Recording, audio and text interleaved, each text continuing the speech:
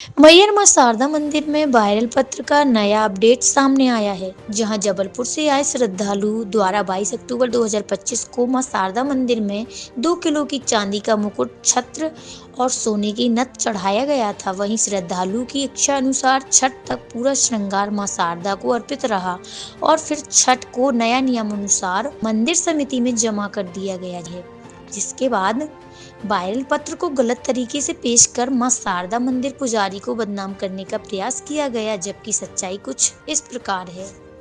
देखिए, ये जो वायरल हो रहा है इसका तो विषय ही नहीं बनता। ये 22 तारीख को आया था और उसकी भावना अनुरूप माँ के चरणों में था। उसकी भावना थी कि छठ तक रहे। छठ के बाद माँ की गौशाले में जमा कर दिया।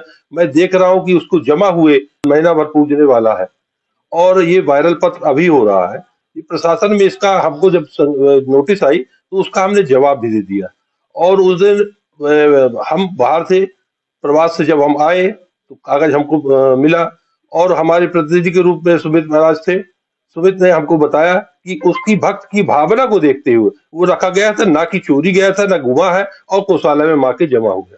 अब इस पे अब क्या कह सकते हैं, निवेदन है, विनती है कि आगे प्रशासन से पूछे कि उसका हमने जवाब दिया, वो जमा है कि नहीं हुआ। आगे तो देखना चाहिए कि खजाना में वो जमा है कि नहीं। जैसा कि आपको पूर्व से विदित है कि मैं किसी भी काम पे गहराई पे जाता हूँ, बिल्कुल, और जो भी जानकारी मिलती है आपके द्वारा किसी ने उस दिन मैं निष्ठा के साथ में काम करता हूँ। 2 दिन बाद इस बात की मेरे को जानकारी मिल गई थी। जैसे मेरे को जानकारी मिल गई, मैं मैहर के प्रशासन और कलेक्टर से बात किया।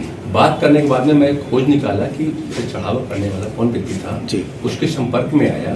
संपर्क में आने के बाद में माता रानी के प्रधान पुजारी से मिला। प्रधान पुजारी की बाहर थे।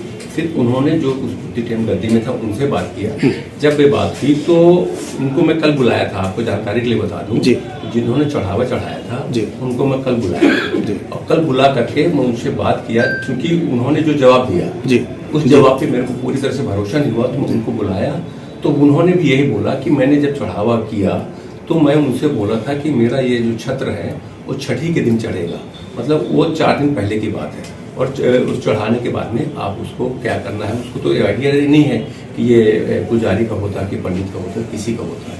तो चढ़ावा चढ़ा करके और जिस दिन छठी थी उसको उस दिन चढ़ावा करके और सार्वजनिक समिति में जमा कर दिया गया। मैं पूरी गहराई के साथ में आपको बताता हूँ और स्पष्टता के लिए तो कोई संकोच ही नहीं, लेकिन इसके बावजूद भी मैं पुजारी से बात किया, जो वहाँ के प्रधान पुजारी हैं पवन जी से। पवन जी काफ़ी दुखी भी हुए।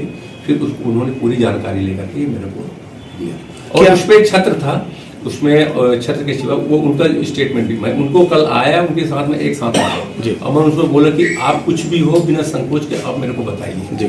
तो वो ये बोला कि भैया मेरे को पूरा इस बात की है, आप मेरे को ये पूरा आइडिया नहीं था कि चढ़ावा कहाँ जाता है, लेकिन मैं मैसेज किया था, मैसेज के आधार पर भी मेरे को उस तरह से सम्मान नहीं मिला। वो उस बात से दुखी था, उसने ऐसी कोई शिकायत नहीं की है कि मेरा चढ़ावा कहाँ चला गया।